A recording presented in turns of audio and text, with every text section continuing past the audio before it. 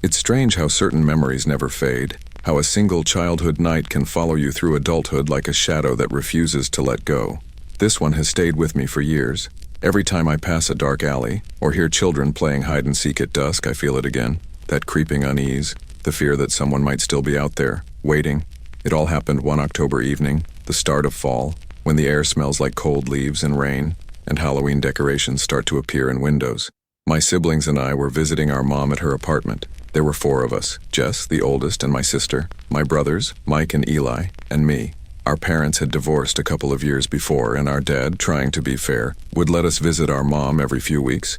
Her apartment was small but cozy, the kind of place that smelled like candles and warm food, but it was also in the kind of neighborhood that made you double-check the locks before bed. Cracked sidewalks, graffiti on the walls, and that constant hum of city silence that never really feels silent.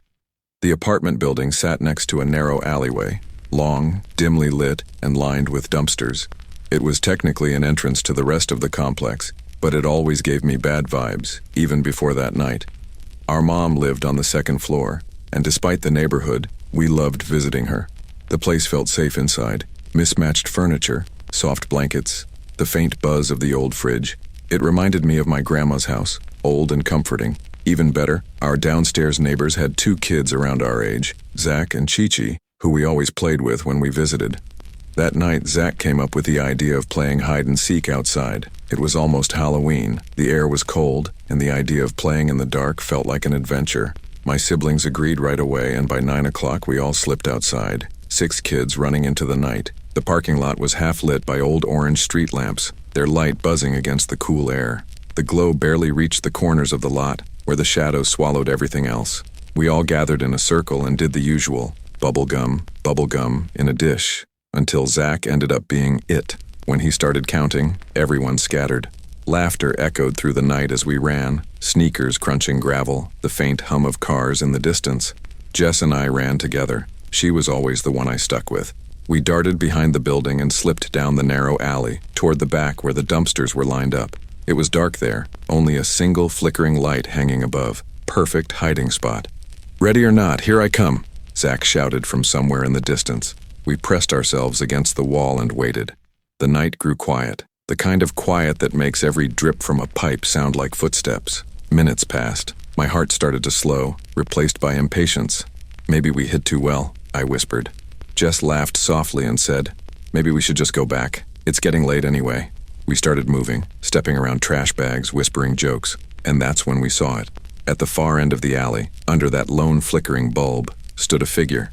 It wasn't moving. We backed away slowly. It wasn't speaking. Then turned and started walking fast. It just stood there, trying not to run, facing us. The alley felt longer than before. At first, I thought it was an adult neighbor or someone taking out their trash. Finally, but then I noticed out near the parking lot, where the others were hiding. Their head brushed the bottom of behind a car with casting their face in shadow. "What are you guys doing?" And then I saw the hair. "We're still playing." Round and multicolored. Jess's voice trembled. An afro. There's someone at the end of the alley. Jess froze beside me. My stomach dropped. The person didn't move, didn't wave. The figure was still there. Didn't say a word. Only now, they just stood there in that glowing orange light, staring at us. Jess grabbed my arm and whispered, "Slow, let's go." Deliberate, side to side, like they were mocking us. The light caught their face just enough to show nothing.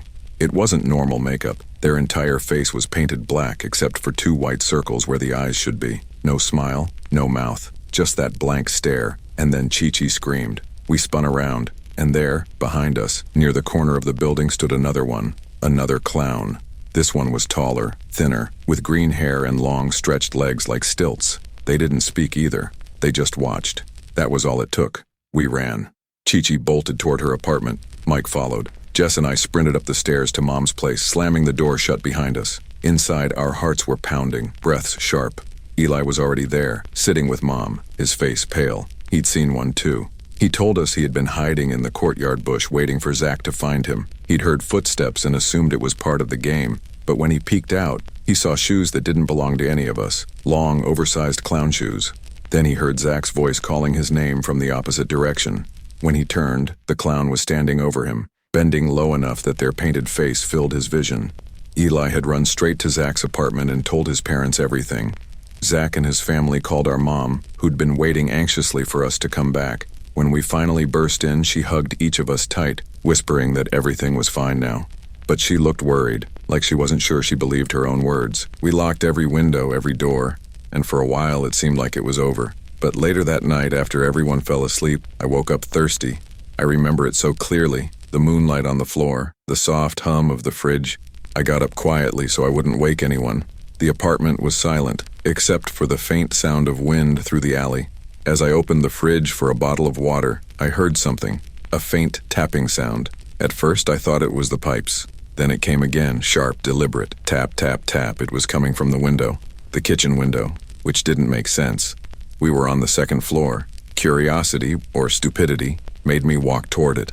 The tapping continued like fingernails against the glass. My hands were shaking as I reached for the blinds, and when I pulled them up, he was there. The same clown from the alley, face pressed against the glass. Black makeup, white eyes, that same terrible smile painted across darkness. He was staring directly at me. I screamed so loud my mom ran out instantly. When I pointed to the window, the clown was gone. Nothing there but the reflection of my own terrified face. Mom didn't doubt me though. She hugged me and said we'd be okay. But she never let us play outside after dark again.